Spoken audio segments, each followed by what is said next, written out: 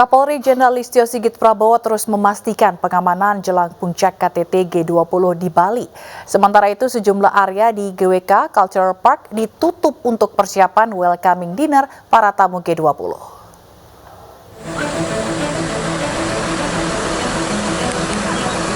Kapolri Jenderal Listio Sigit Prabowo pastikan penguatan pengamanan jelang puncak konferensi tingkat tinggi KTT G20 Bali. Dalam pengamanan KTT G20, Polri berkoordinasi dengan TNI mengerahkan setidaknya 18.000 personel. Polri juga telah melaksanakan deteksi awal terkait dengan pengawasan daftar orang dicurigai, DPO, hingga catatan Densus 88 anti teror Polri. Untuk melaksanakan deteksi awal terkait dengan pengawasan ya, khususnya terkait dengan daftar-daftar yang kita curigai, DPO, dan kemudian catatan-catatan yang ada di dalam catatan Densus. Kita melakukan berbagai macam simulasi, khususnya pada saat ada rute delegasi yang akan lewat dan kemudian ada kendala, maka langkah yang harus kita lakukan apa. Kemudian apabila ada unjuk rasa mulai dari yang kecil sampai dengan yang besar, langkah-langkah yang harus kita lakukan apa, termasuk juga terkait apabila ada ancaman-ancaman yang tentunya tidak kita inginkan, namun kita juga harus siap. Sementara itu sejumlah area di tempat wisata GWK Cultural Park telah disteril dari wisatawan. Salah satunya adalah Lotus Pond yang akan menjadi lokasi jamuan malam bagi para kepala negara, pejabat, dan delegasi G20. Tim Liputan iNews melaporkan. Salah satu isu yang menjadi pembahasan utama dalam KTT G20 adalah transisi energi terbarukan. Indonesia sebagai tuan rumah presidensi G20 menyiapkan ratusan kendaraan listrik bagi seluruh peserta delegasi selama KTT berlangsung di Bali nanti.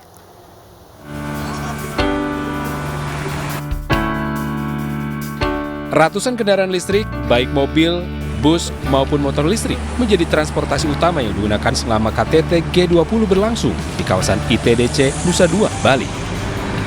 Sedikitnya ada 660 mobil listrik delegasi dan 290 motor listrik yang disiapkan di perhelatan presidensi G20 nanti.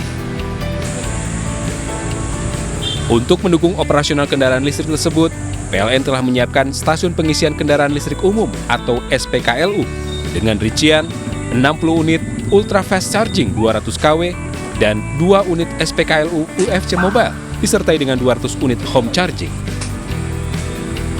Kita pastikan juga SPKLU, stasiun pengisian kendaraan listrik umumnya juga sudah berfungsi dengan baik. Tadi juga kita tes. Nah, saat ini ada 660 mobil listrik yang sedang kita simulasikan dan kita koordinasi langsung dengan Pas Pampres. Malam ini sedang ada simulasi, baik itu rutenya maupun chargingnya, dan dalam proses ini semuanya berjalan dengan baik. Spesifikasi di SPKLU ini kita untuk rangkaian VVIP kita menggunakan ultra fast charging, ya, jadi untuk durasi pengisian itu untuk dari baterai anggaplah dari 0 sampai dengan 80% kita limit itu sekitaran 45 menit, ya, dengan kapasitas 7,4 kWh atau setara dengan 160 kW motor. Durasi tempuh kira-kira sekitar 466 km. Penggunaan kendaraan listrik pada KTT G20 di Nusa Dua, Bali menjadi langkah nyata pemerintah Indonesia dalam mendukung transisi energi terbarukan yang ramah lingkungan, yang menjadi pembahasan utama dalam pertemuan tingkat internasional tersebut. Dari Badung, Bali, Indira. Sejumlah UMKM Indonesia berkesempatan tampil dalam pameran yang digelar pada kegiatan KTT G20 di Bali. Salah satunya adalah kerajinan sepatu sutra buatan perajin asal Kabupaten Pasuruan, Jawa Timur.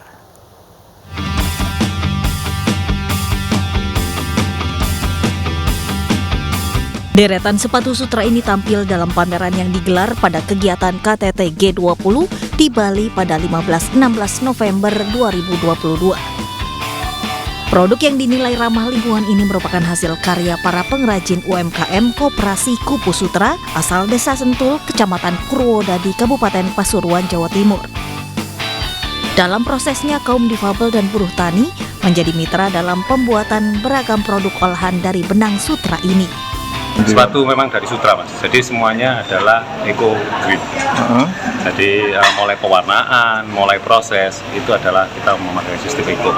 Jadi tidak memakai bahan kimia. Yang menarik bukan soal bahannya, tapi bahannya ini juga dipersiapkan dan diproduksi oleh IKM dan petani-petani yang sudah dilatih. Ya. Sehingga ini betul-betul asli produk Kabupaten Pasuruan. Diharapkan dengan diperkenalkannya sejumlah produk lokal dalam G20 kali ini, produk UMKM Indonesia bisa semakin dikenal oleh mancanegara. Dari Pasuruan, Jawa Timur, Jaka Samudra, iNews melaporkan.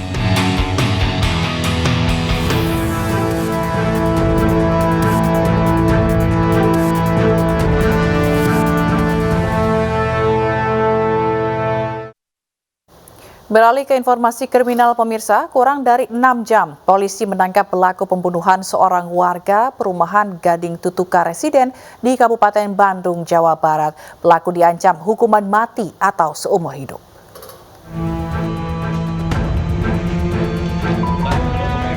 FA, pelaku pembunuhan terhadap teman dekatnya, diringkus jajaran Satuan Reserse Kriminal Polresta Bandung setelah melakukan aksi pembunuhan di rumah korban di Kabupaten Bandung, Jawa Barat. Tersangka FA berhasil diringkus petugas di rumah orang tuanya setelah polisi mendapatkan ciri-ciri pelaku baik bentuk wajah, pakaian, dan motor yang dikenakan. Pelaku telah mencoba menghilangkan barang bukti, diantaranya membuang pakaian jaket Gojek dan pisau. Namun, polisi berhasil mengumpulkan kembali barang bukti tersebut. Pelaku pembunuhan ini adalah tersangka sakit hati dan juga kecewa terhadap korban yang korban menyampaikan berupaya untuk menyebarkan foto-foto milik tersangka. Tersangka FA diancam hukuman seumur hidup atau hukuman mati setelah melakukan pembunuhan berencana. Dari Bandung, Saufat Endrawan, iNews melaporkan.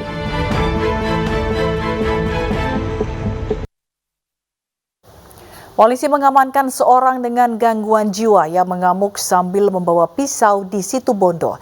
Aksi ODGJ tersebut sempat membuat warga ketakutan.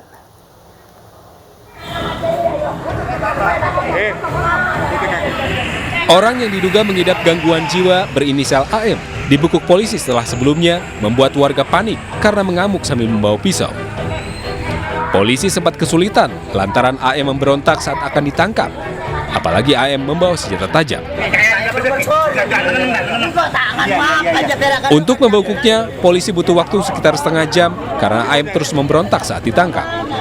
Ulah AM telah meresahkan warga sehingga polisi turun tangan.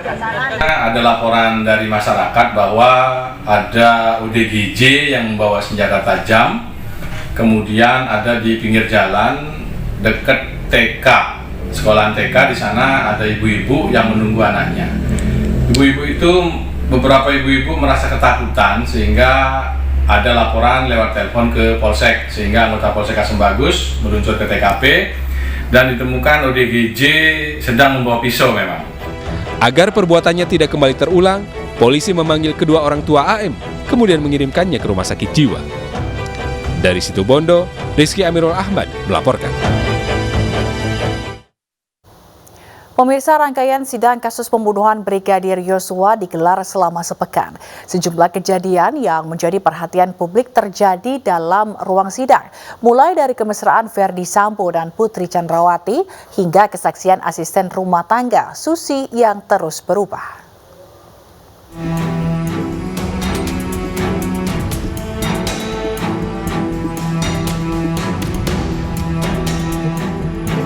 Sidang kasus pembunuhan Brigadir Yosua memasuki pekan keempat.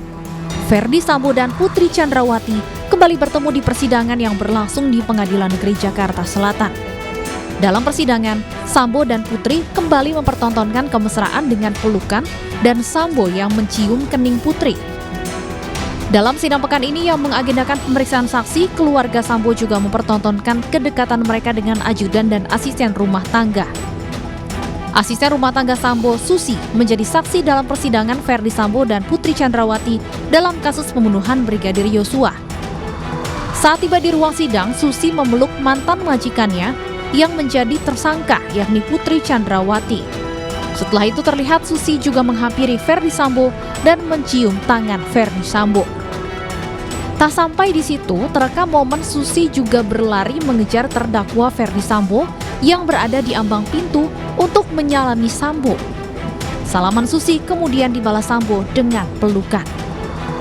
Sebelumnya, Verdi Sambo dan Putri Chandrawati menangis saat meminta maaf kepada ART dan para ajudan usai menanggapi keterangan dari saksi. Sambil terisak, Putri juga sempat menghanturkan doa untuk mereka. Dan mungkin sedikit ada yang mau saya sampaikan. Silakan. Mungkin saya mohon maaf kepada para ajudan Bapak Verdi Sambo, dan saya juga mau meminta maaf kepada Dek Daden, Dek Yogi, dan Dek Romer, juga Dek Farhan atas semuanya harus dapat melalui semua ini.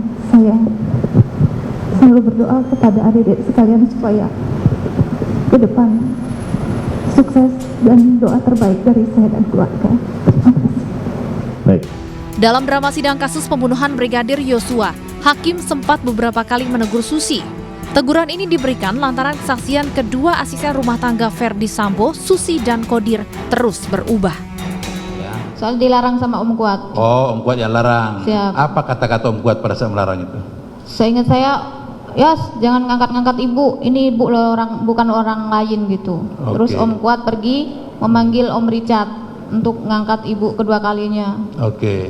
Terus pada tanggal 5, saudara saksi, keterangan saudara jangan saudara rubah lagi. Bukan Kuat manggil, Richard itu ada di belakang saudara korban pada saat mau mengangkat tanggal 4 itu. Ada Om Kuat dipanggil ibu. Iya, pada saat itu saudara rubah lagi keterangan saudara. Kemarin di keterangan saksi Eliezer saudara dengar sendiri, saya di belakang saudara korban pada waktu ngangkat, tidak jadi mengangkat. Kok sekarang saudara bilang bahwa saudara Kuat memanggil saudara Richard? Om Joshua yang manggil Richard. Ya kan di belakangnya, mau dipanggil bagaimana? Ini keterangannya Richard sendiri loh kemarin. Aduh, kenapa saudara harus berubah-berubah?